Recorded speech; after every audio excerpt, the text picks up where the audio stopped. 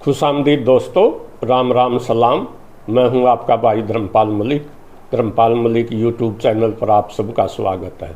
भाइयों, हमने एक पंजाब पार्टीशन के ऊपर सीरीज़ शुरू की थी काफ़ी समय पहले और उसके ऊपर 4 वीडियो भी बनाई थी, पार्टीशन ऑफ पंजाब। आज हम आपको ये पार्टीशन ऑफ पंजाब के ऊपर हमारी 5वीं वीडियो है। और आज हम जोनी पंजाब का जब बंटवारा हुआ उसके अंदर अनेक लोग बगैर काम मारे गए।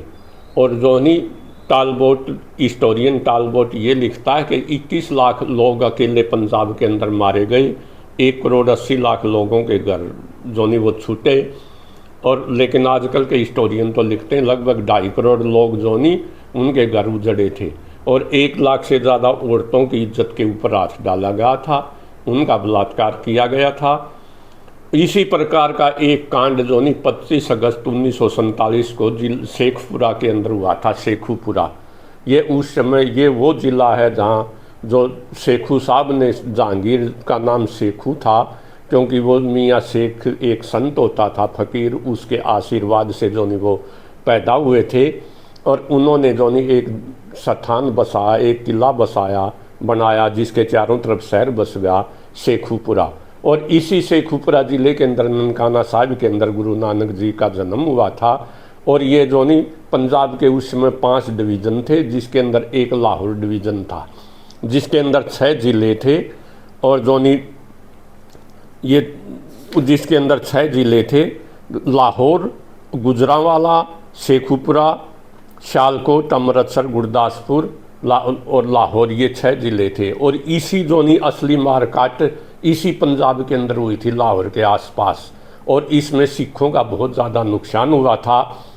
और ये लड़ाई तो पढ़ाई जाती है, धर्म की लड़ाई थी, हिंदू मुस्लिम की। वास्तव में मारकाट हुई थी। लोग ये समझते थे, अनपढ़ता थी, कि ज़्यादातर प्रॉपर्टी सिखों के पास थी, क्योंकि 1839 तक महाराजा रणजीत सिंह का राज था। 1849 तक भी सिखों का राज था। 1849 के अंदर अंग्रेज़ों ने पंजाब के ऊपर जो वो कब्जा कर लिया। फिर 1857 की लड़ाई आ गई।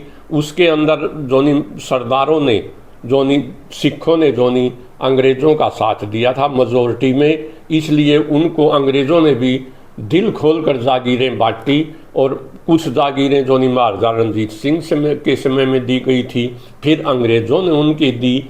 और सिखों की आबादी उस समय 14% थी और उनके लिए सीटें 1919 के अंदर पंजाब विधानसभा के अंदर सीटें रिजर्व 25% कर दी गई, क्योंकि वो सबसे ज़्यादा टैक्स वही देते थे, रेवेन्यू वही देते थे। अंग्रेज़ों के वफादार भी वही थे। जब 1886 और 1893 के बीच में मार्शल कौम में बनाई गई, जो कहते हैं ना हम मार्शल कम्युनिटी हैं, ये अंग्रेज़ा का कमांडर इन चीफ था रॉबर्टसन, उसने बनाई थी। और उसने सिखों को सबसे पहले मार्शल कम्युनिटी जो वो डिक्लेयर किया था। तो इस 1947 के अंदर सिखों और मुसलमानों के अंदर ही लड़ाई हुई। उसका असली कारण तो था जो प्रॉपर्टी के, सिख यहाँ से चले जाएंगे और प्रॉपर्टी मुसलमानों ने समझा हमें मिल जाएगी। मैं ये क्लियर कर दूं, पंजाब के अंदर जो 67 लाख एकड़ जो ज़मीन सिख और हिंदू छोड़ के आए थे। और ईस्ट पंजाब के अंदर, जिसको चढ़दा पंजाब कहते हैं या पूर्वी पंजाब कहते हैं, उसमें 46 लाख एकड़ ज़मीन जो मुसलमान यहाँ छोड़ के गए थे। तो और जो ये नरसंहार बिल्कुल बहुत बुरी तरह से हुआ था। और शेखुपुरा का एक 25 अगस्त 1947 का नरसंहार मारकाट प्रसिद्ध है, जिसको मानस खानी वंड कहते हैं पंजाबी के अंदर। मानस मारने वाली मारकाट, मानस खानी वंड, उसमें 15,000 से भी ज़्यादा जो हिंदू और सिख मारे गए थे। मेजोरिटी में सिख थे। और ये गोलियां जो बलोच रेजिमेंट ने चलाई थी, जो पंजाब बाउंड्री फोर्स जो बनाई गई थी जुलाई 1947 के अंदर। 1 अगस्त 1947 से पंजाब बाउंड्री फोर्स पावर में आ गई और 25 अगस्त को ही उन्होंने ये शेखुपुरा कांड कर दिया। और उसके बाद उस बाउंड्री फोर्स को जो वो डिसमिस भी कर दिया गया, डिजोल्व भी कर दिया गया। और जवाहरलाल नेहरू भी जो वहाँ शेखुपुरा के अंदर गए थे। इतना बड़ा कांड था। ये कांड कैसे हुआ मैं जो आपको ये बताता हूँ।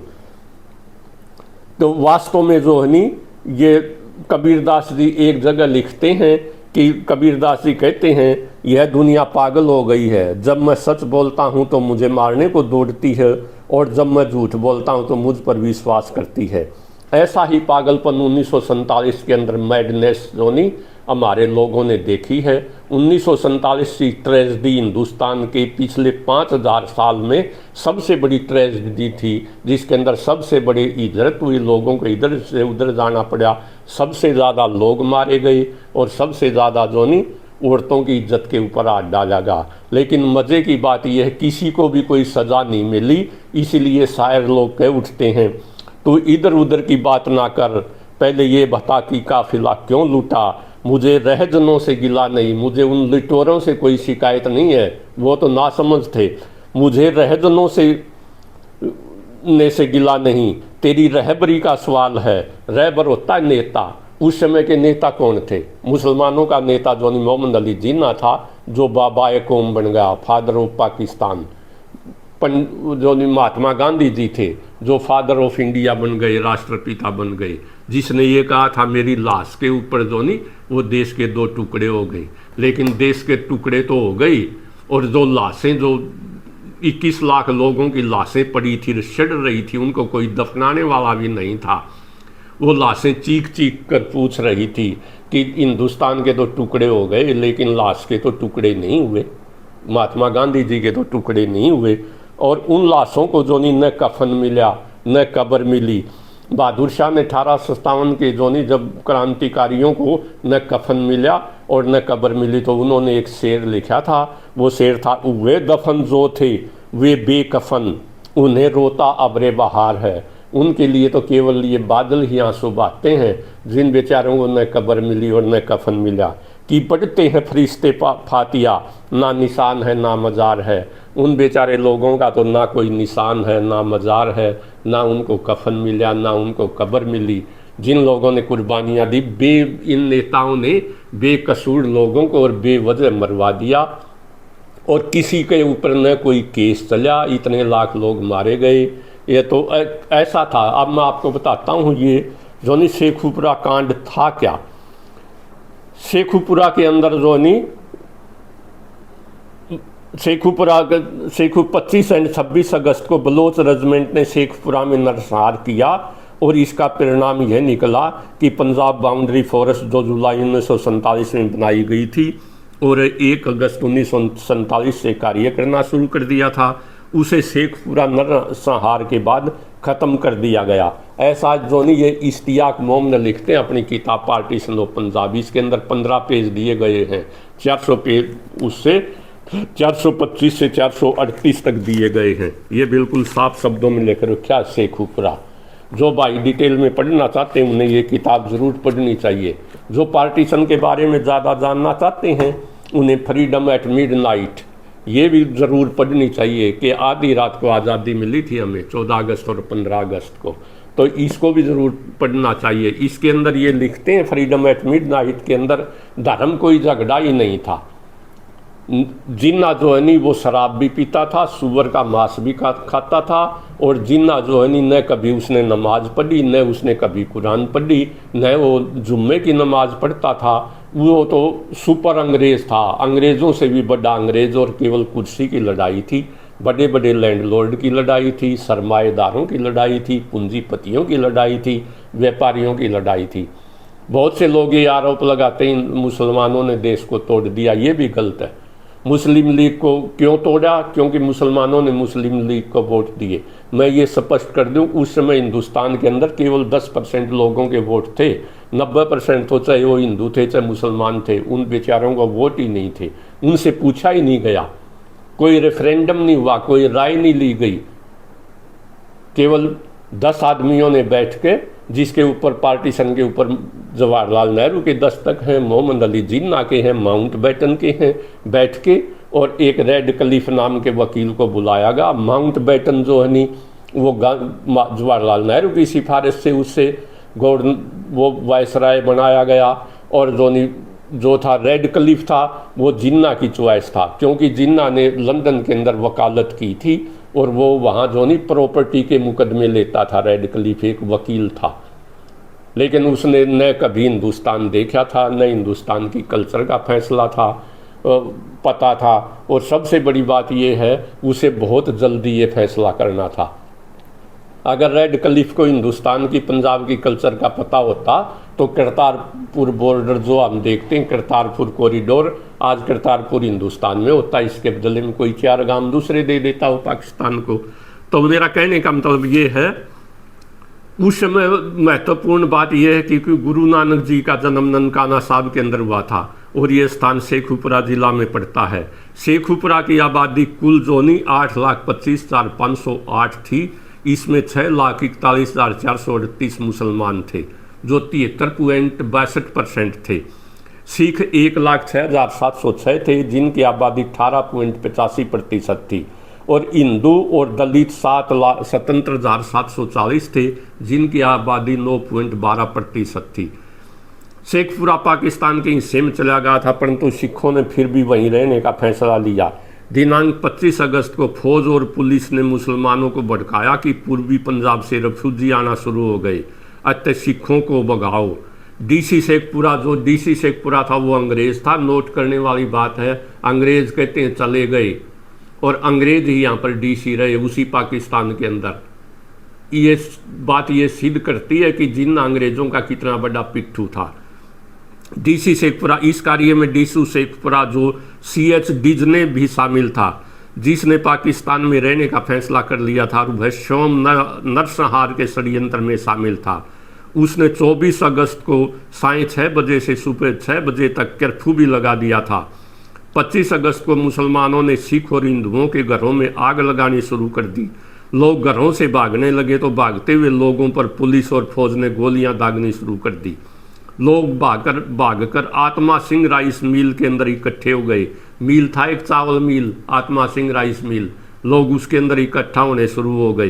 पहले तो फौज ने उनसे सोना और रुपए छीन लिए। कहा कि यदि वे जेवरात देंगे तो उन्हें कैंप तक छोड़ देंगे, वरना गोली से उड़ा देंगे। इसके बाद एक बलोच सिपाही ने नरसंहार क्यों हुआ, इसके बाद एक बलोच सिपाही ने एक सिख लड़की को खींच लिया और अपने साथ ले जाना चाहता था। इस पर लड़की का भाई बलोच सिपाही पर झपट पड़ा और उसकी को मौत के घाट उतार दिया। फिर क्या था, बलोच रेजिमेंट ने गोलियों की बौछार कर दी और 15,000 निर्दोष लोगों को मौत के घाट उतार दिया। इस नरसंहार के बाद पंडित जवाहरलाल नेहरू भी शेखपुरा कैंप में आया था। शेखपुरा शहर को नरसंहार की योजना मुस्लिम अराइयों ने बनाई थी। शेखपुरा में लगभग 20,000 लोग मारे गए। तो ऐसा था ये शेखपुरा नरसंहार कांड।